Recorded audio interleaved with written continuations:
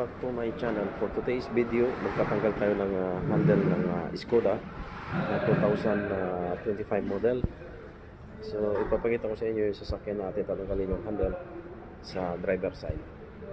So let's go. Skoda na 2025. Yan. Ito yung likuran.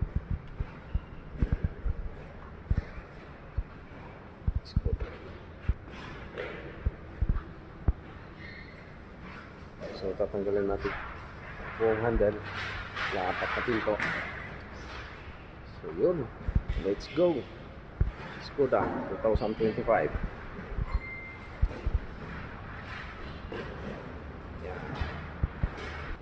So una, tanggalin mo itong rubber. Yan, luwagan mo itong tornilyo, yung dalawa. Gamit ka lang ng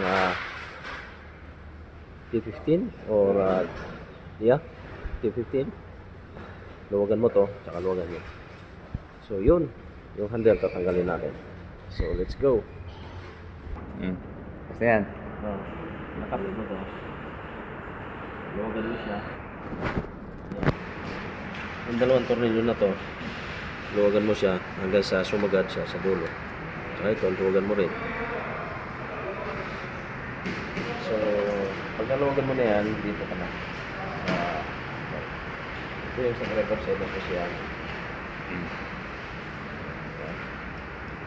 So pag natanggal mo na yan, i-slide mo lang siya. So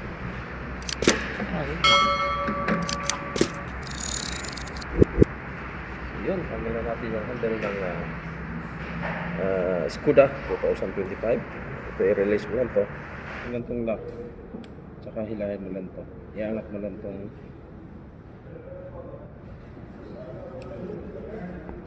yun. Yun.